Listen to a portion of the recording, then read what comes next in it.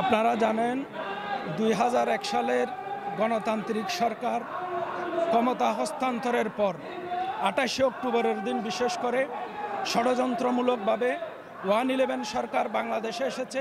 এই 111 সরকার ষড়যন্ত্র করে ২০০৯ সালে আওয়ামী লীগকে একটি জনতান নির্বাচনের মাধ্যমে ক্ষমতাসীন করেছে।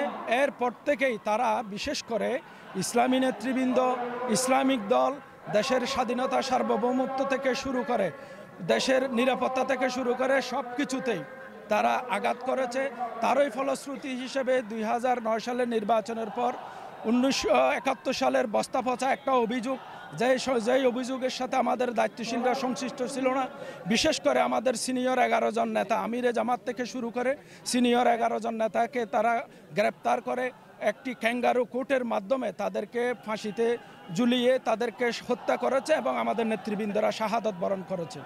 আমরা আমাদের কলিজার টুকরোগুলো আমরা হারিয়ে ফেলেছি এই আওয়ামী ফ্যাসিস্টদের আক্রমণের তাদের যে ষড়যন্ত্র, ভিনদেশী একটি ষড়যন্ত্রের মাধ্যমে আমাদের নেতৃবৃন্দদেরকে আমরা হারিয়ে ফেলেছি। এরপর আমাদের শুধুমাত্র একটিমাত্র কলিজার টুকরো আল্লাহ পাক আমাদের জন্য বাঁচিয়ে রেখেছেন। 5ই আগস্ট গণবিপ্লবের পরে আমরা দেখেছি প্রত্যেক আসামিরা বের হয়ে গেছে, কিন্তু আমাদের কলিজার টুকরা আমাদের কেন্দ্রীয় নেতা এটিএম আজহারুল ইসলাম সাহেব বের হতে পারেন নাই। আমাদেরকে বিভিন্ন সময় হাইকোর্ট দেখিয়েছে, যখনই তারিখ পরে তখনই বিচারপতি অসুস্থ হয়ে যায়।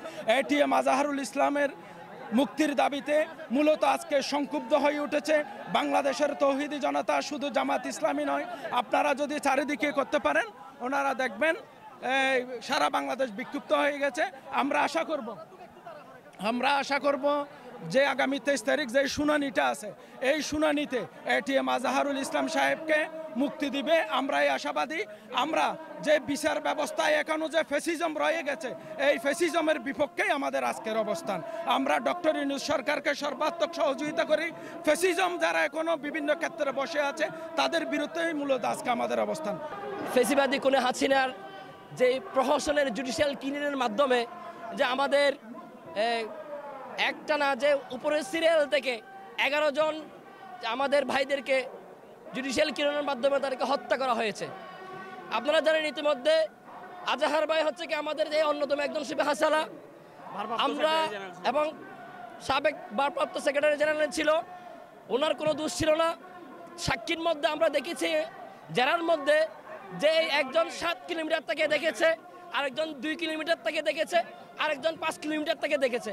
একজন ব্যক্তি যদি 7 কিলোমিটার দেখে এত দূর থেকে দেখে যদি একজন মানুষকে সাক্ষী দিতে পারে, সেই সাক্ষীর পরিপ্রেক্ষিতে যদি একজন আজাহার ভাইয়ের মতো মানুষকে যদি ফাঁসিতে ঝোলানোর জন্য যে ওরা প্রশাসনিক বিচার করেছে, আমরা সেই আজাহার ভাইকে আজকে এই সমাবেশের মাধ্যমে মুক্তির দাবি জানাচ্ছি।